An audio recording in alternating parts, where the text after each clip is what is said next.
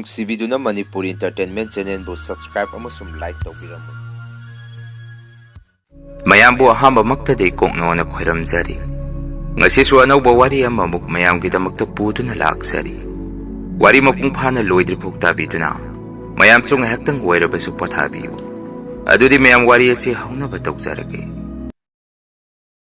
ꯈꯨꯡꯒꯪ ꯑꯗꯨꯗ ꯃꯥꯏꯕ ꯑꯃ ꯂꯩꯔꯝꯃꯤ꯫ ꯃꯥꯏꯕꯁꯤꯒꯤ ꯃꯃꯤꯡꯅ ꯑꯍꯟꯖꯥꯎ, ꯃꯌꯥꯝꯅ ꯏꯄꯨ ꯆꯥꯎꯕ ꯍꯥꯏꯔꯒꯁꯨ ꯈꯪꯅꯩ꯫ ꯍꯧꯖꯤꯛꯀꯤ ꯃꯥꯏꯕ ꯑꯁꯤ ꯂꯩꯋꯥ ꯇꯤꯟꯋꯥ ꯆꯥꯡꯌꯦꯡ ꯌꯥꯝꯅ ꯇꯧꯕ ꯄꯥꯝꯕ ꯑꯍꯜ ꯑꯃꯅꯤ꯫ ꯃꯥꯒꯤ ꯍꯥꯛꯇꯛꯇ ꯈꯨꯡꯒꯪ ꯑꯗꯨꯁꯨ ꯑꯋꯥꯕ ꯀꯌꯥ ꯑꯃ ꯃꯥꯌꯣꯛꯅꯈ꯭ꯔꯕꯅꯤ꯫ ꯃꯔꯝꯗꯤ ꯑꯍꯟꯖꯥꯎ ꯍꯥꯏꯔꯤꯕ ꯃꯥꯏꯕ ꯑꯁꯤꯅ ꯂꯧꯎ ꯁꯤꯡꯎ ꯎꯅꯒꯗꯕ ꯃꯇꯝꯗ ꯆꯨꯔꯛꯀꯗꯕ ꯅꯣꯡ ꯈꯔ ꯈꯥꯝ, ꯑꯃꯗꯤ ꯃꯇꯥꯡ ꯆꯥꯗꯅ ꯅꯣꯡ ꯈꯔ ꯇꯥꯍꯟ, ꯈꯨꯜ ꯑꯁꯤ ꯑꯃꯨꯛ ꯍꯦꯛ ꯏꯀꯪ ꯊꯣꯛꯍꯟ, ꯑꯃꯨꯛꯅ ꯍꯦꯛ ꯏꯁꯤꯡ ꯏꯆꯥꯎꯒꯤ ꯑꯋꯥꯕ ꯃꯥꯌꯣꯛꯅꯍꯟꯕ, ꯃꯇꯧ ꯀꯌꯥꯁꯤ ꯃꯥꯏꯕ ꯑꯗꯨꯒꯤ ꯂꯩꯋꯥ ꯀꯌꯥꯗ ꯈꯨꯡꯒꯪ ꯑꯗꯨ ꯇꯠꯇꯅ ꯑꯋꯥꯕ ꯅꯪꯉꯝꯃꯤ꯫ ꯃꯁꯤ ꯄꯨꯝꯕꯁꯤ ꯈꯨꯡꯒꯪꯒꯤ ꯃꯤꯑꯣꯏ ꯑꯃꯠꯇꯅ ꯃꯥꯏꯕ ꯑꯗꯨꯅ ꯊꯣꯛꯍꯟꯕꯅꯤ ꯍꯥꯏꯕꯁꯤ ꯈꯪꯉꯝꯈꯤꯗꯦ꯫ ꯑꯁꯨꯝꯅ ꯅꯣꯡꯃꯗꯤ ꯃꯥꯏꯕ ꯑꯍꯟꯖꯥꯎꯅ ꯋꯥꯈꯜ ꯑꯃ ꯇꯧꯔꯝꯃꯤ꯫ ꯉꯁꯤꯐꯥꯎ ꯑꯩꯅ ꯈꯨꯡꯒꯪ ꯑꯁꯤꯗ ꯃꯈꯜ ꯃꯈꯥ ꯀꯌꯥꯒꯤ ꯆꯥꯡꯌꯦꯡ ꯀꯌꯥ ꯑꯃ ꯄꯥꯡꯊꯣꯛꯇꯨꯅ ꯂꯥꯛꯂꯤ꯫ ꯃꯥꯏꯁꯨ ꯄꯥꯛꯇꯕ ꯂꯩꯇꯦ꯫ ꯑꯩꯅ ꯅꯤꯡꯖꯕ ꯈꯟꯖꯕꯗꯨꯃꯛ ꯂꯣꯏꯅ ꯊꯣꯛꯏ꯫ ꯐꯅ ꯃꯁꯤ ꯑꯣꯏꯗꯨꯅꯁꯨ ꯑꯩ ꯃꯁꯤꯅꯗꯤ ꯏꯁꯥꯗ ꯑꯄꯦꯟꯕ ꯍꯥꯏꯕꯗꯨ ꯑꯣꯏꯗ꯭ꯔꯤ꯫ ꯃꯇꯝ ꯀꯨꯏꯅ ꯈꯟꯖꯔꯛꯄ ꯑꯩꯒꯤ ꯋꯥꯈꯜꯂꯣꯟ ꯑꯃꯗꯤ ꯂꯩꯔꯤ꯫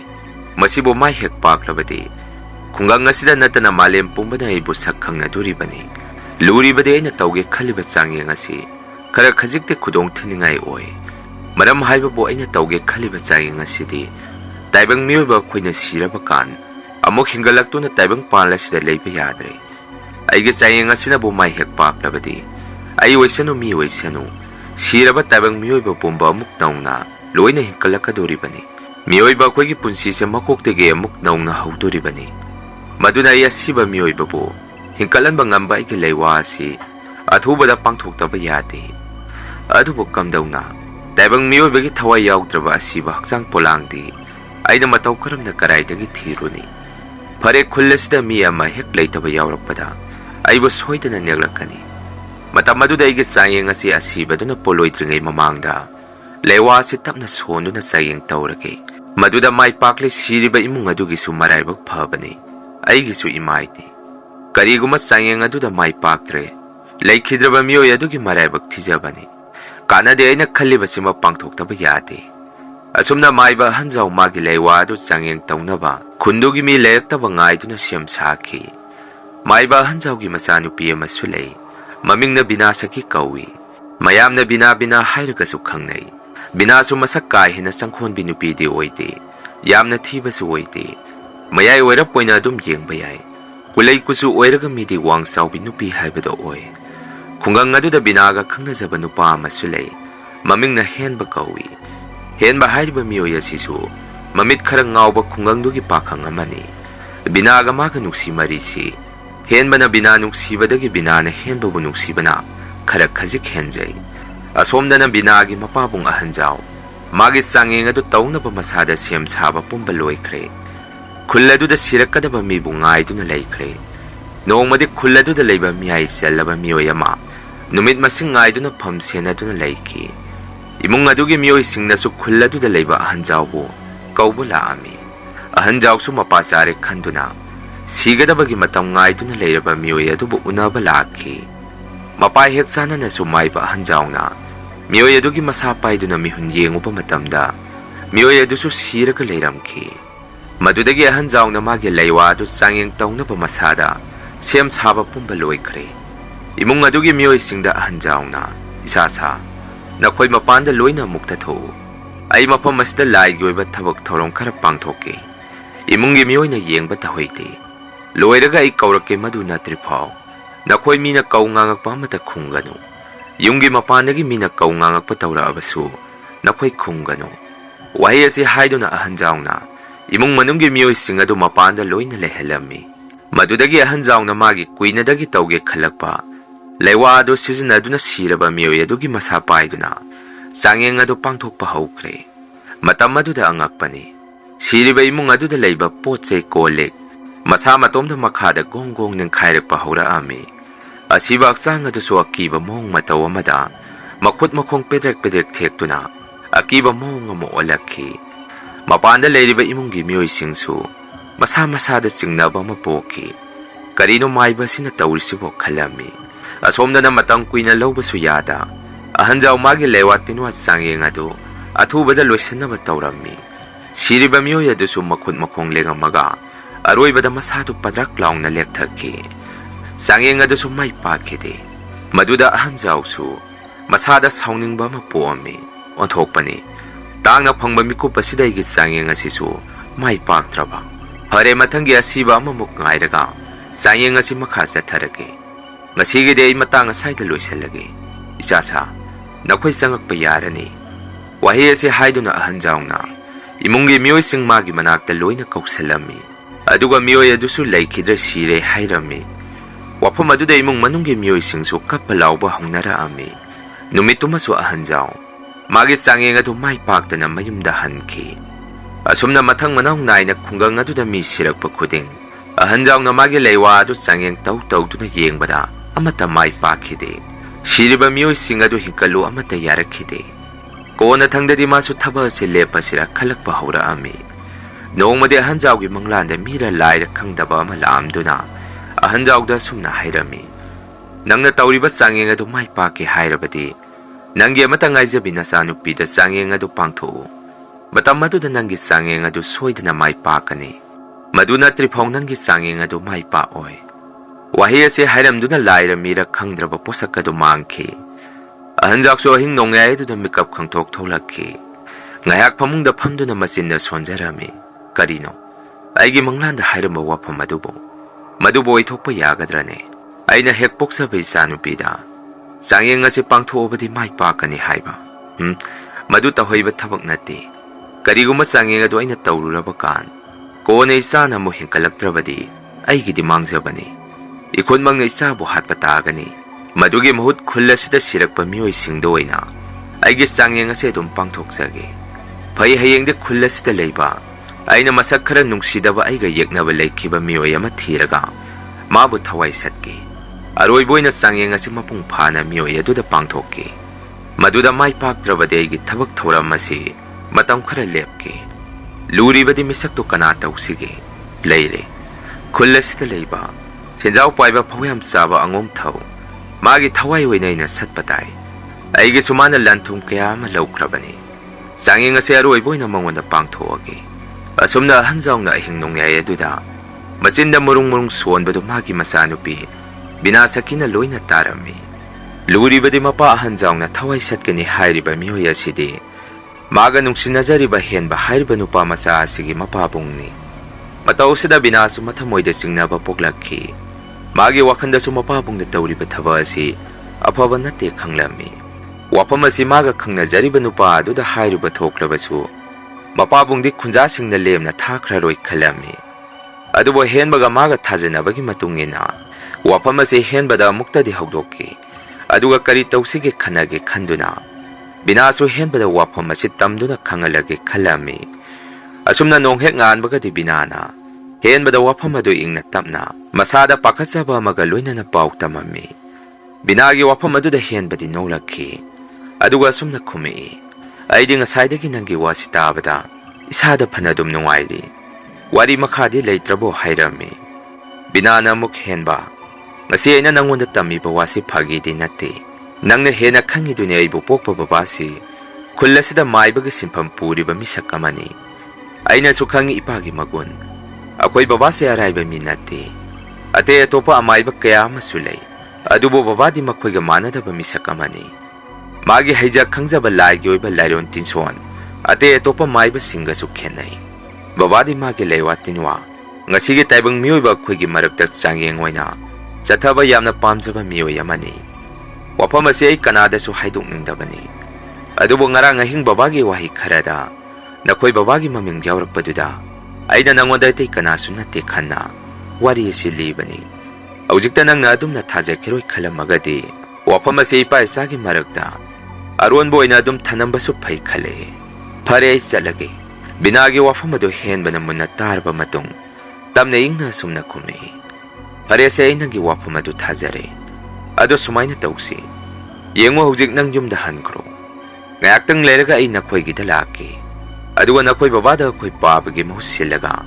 Ay noy na taba adu tawbiga no lepiyo.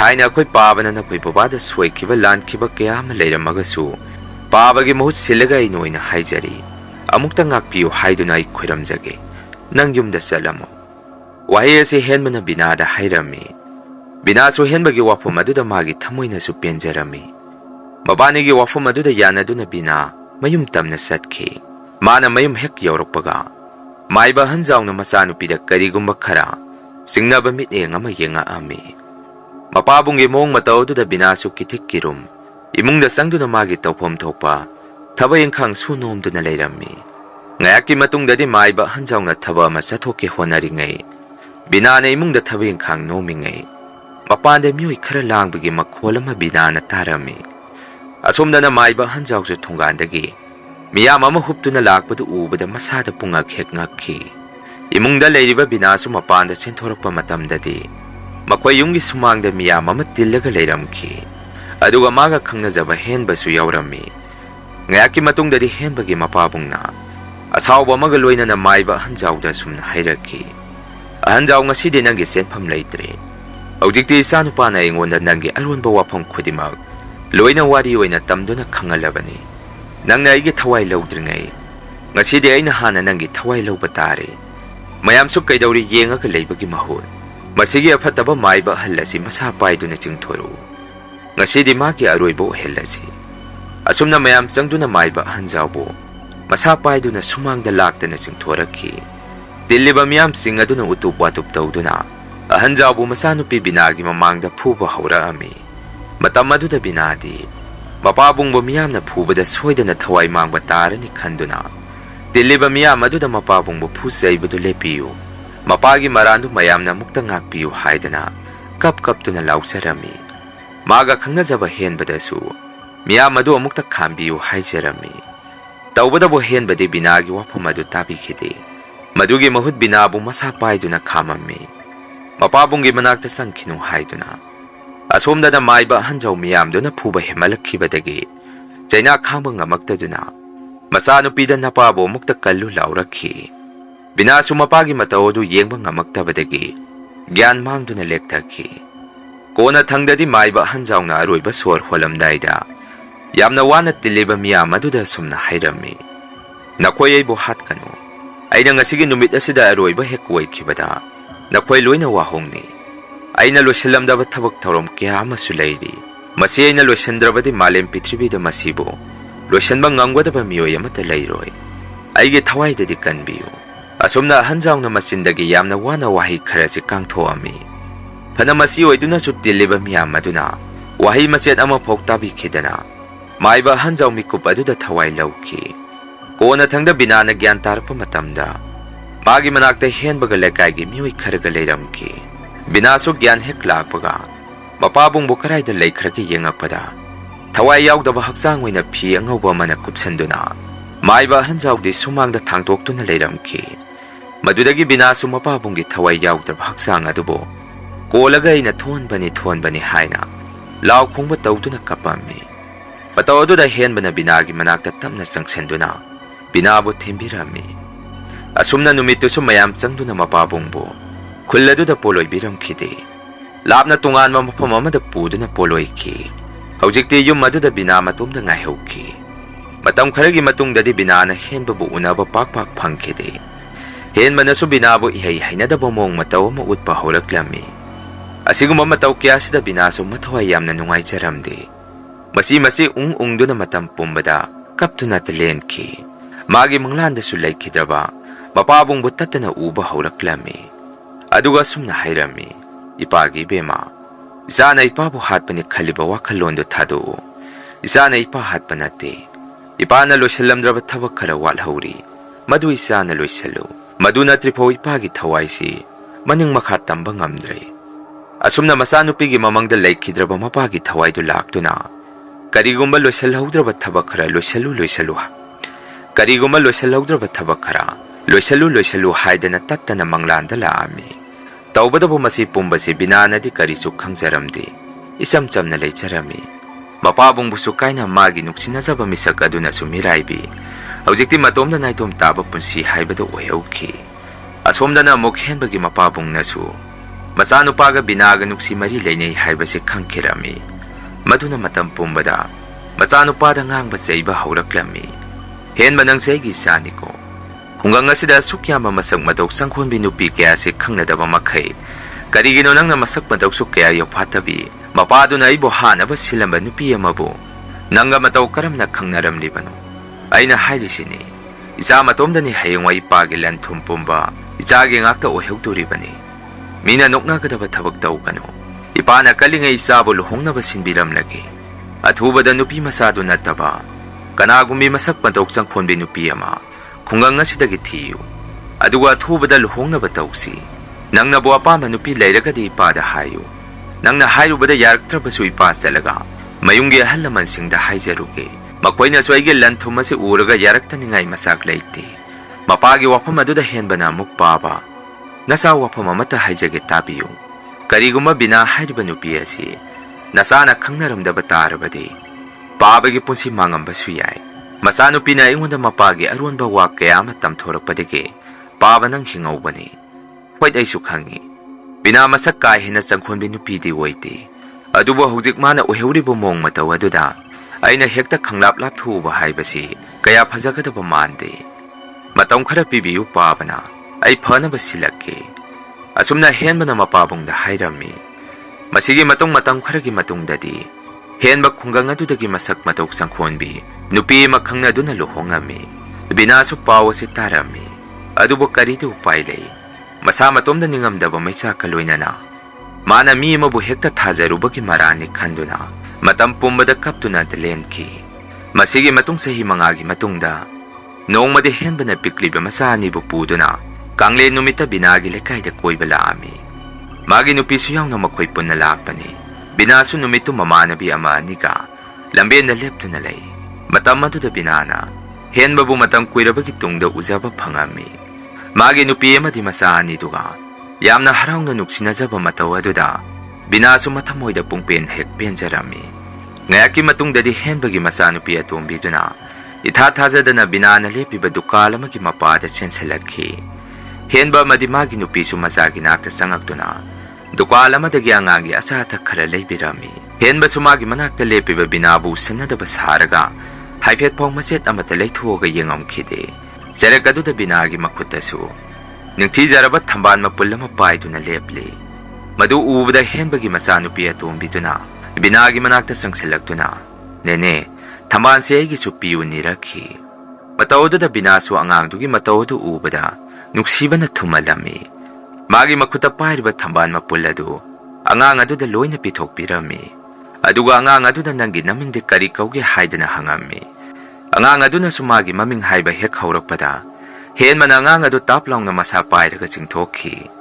Matawdo da binaso pungang aksarami. Hen ba so ang angani do butu na pudo na mapamado da gisatki. Hen man na lawri ba nupiya do na su. Magi nupagi matawdo uba da angak papoki. Masigi matung matang kra lay raga di. Hen bagi masanupiya tumbido. Yam na kan na naba haura ami. Akang ahay kaya matana raba su masanupido di. Noong manomagi pibam lusala ami. Ay nga madahian ba ng pamungda sa ngamday, wakala matawrami.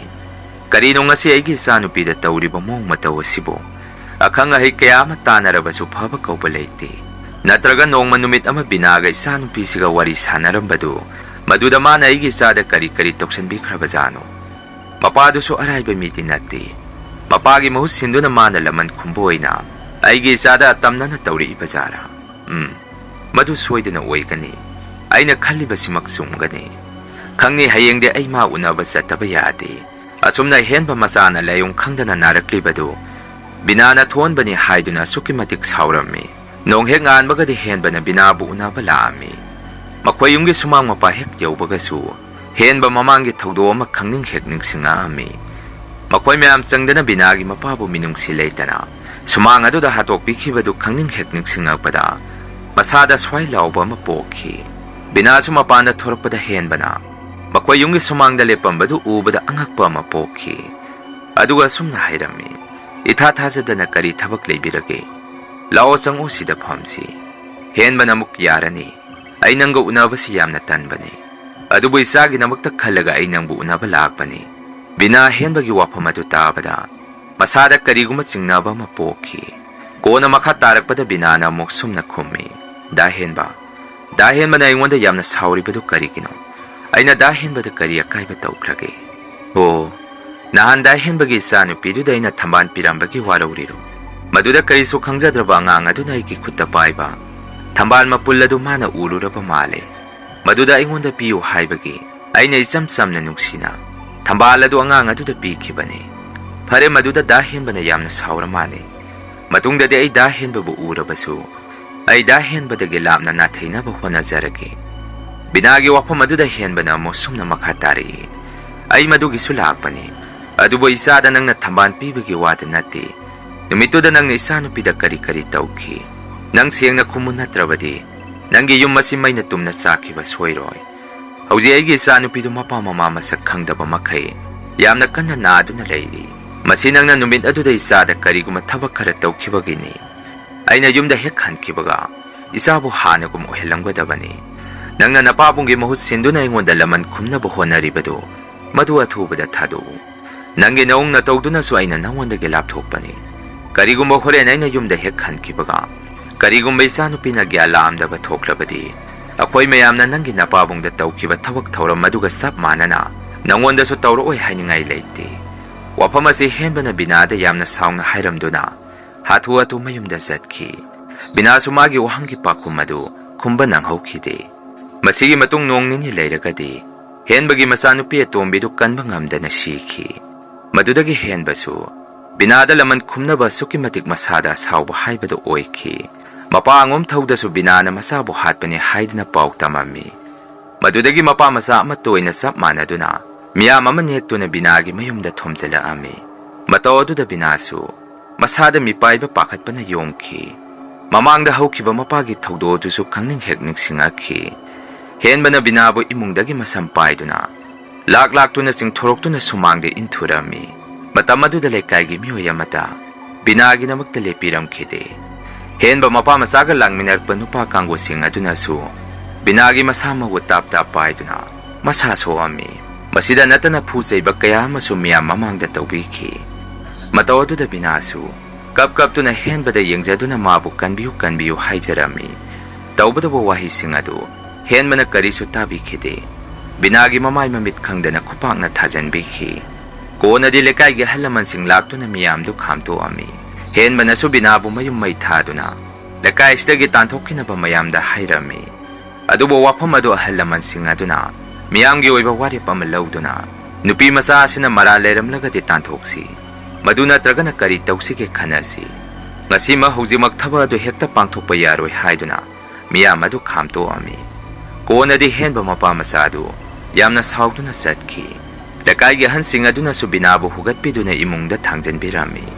Aduga makoy sumayum-mayum daloy na hanaki. Misang lejadraba magida magtakanaso lejadraba bina. Pamungda lekidraba mapabong buson-son do na. Tingtanaway na nakapsarami. Minung silaytraba mayam do na pusay ba tawiram badagi. Masapong masay na ako na tindorak badagi. Binaso kap-kap do na ngahaktang do da potharing ay. Mikup karaw itarkiba kangawti. Tanzado da magi manglanda, laikidraba mapa ahanjaw. Asawo saklo na mada masano pigi manglala do da laki. Aduga miyam da na ot na iba tawiram laba, masagi pimang kairaba sok laba masado pay do na. Yam na saw na masano pida sum na hayrami. Ibema, hawdikti ng kapano, kapagi matamhen kre. Madugi muhut makata na torkadawa kudong tibak kayadagi. Nasangak toksa na ba ipana loy sa lamdraba. Tabag taway pumba isa na mahut silu. Nang na masibo hek ngamlaba. Nang giyak na pa pumba din nang gikubam nungda. Nang nasana ning bamong da isa na sana pa ngamgani. Makoy gi matagtay pa isa gilaman isa na kumo. Nang ginatik na yay uto. Nang wanda minambiraman nang butaway usita ba misa kamata. Hawdik tilem na matatarano. Hing na sutanggo na makoy ba may tagtalaw raga. Isa na laknaw. Hawdik tinang gidamagtamyoy kanaso lepira oy. Narumdom lapsagi kalabadi. Ipa na haibawa si ilu. Nang nakangda udaba po na magsu, ipa na nang gimanglanda lakto na takani, ipa sali. Asum na mapapong na wahising karat si masano pigi manglanda lakto na haibiram batagi. Binamamit usyendo na layrambado akiba matawda, kang pangpang toraki. Mayam nga sige di wariya si matanga say taloy sanjari. Tasing ba di wariya si full horror story o na putok sa ikansa ba ni. ꯑꯗꯨꯕꯨ ꯋꯥꯔꯤ ꯑꯁꯤ ꯈꯔ ꯈꯖꯤꯛ ꯁꯥꯡꯈꯤꯕꯅ ꯋꯥꯔꯤ ꯑꯁꯤ ꯃꯄꯨꯡ ꯐꯥꯅ ꯂꯣꯏꯁꯤꯟꯕ ꯉꯝꯖꯈꯤꯗ꯭ꯔꯦ꯫ ꯍꯌꯦꯡꯒꯤ ꯅꯨꯃꯤꯠꯇ ꯉꯁꯤꯒꯤ ꯋꯥꯔꯤꯁꯤꯒꯤ ꯃꯈꯥ ꯁꯣꯏꯗꯅ ꯍꯥꯞꯆꯔꯛꯀꯦ꯫ ꯅꯨꯃꯤꯠꯇꯨ ꯐꯥꯎꯗꯤ ꯃꯌꯥꯝꯅ ꯉꯥꯏꯕꯤꯔꯝꯃꯨ꯫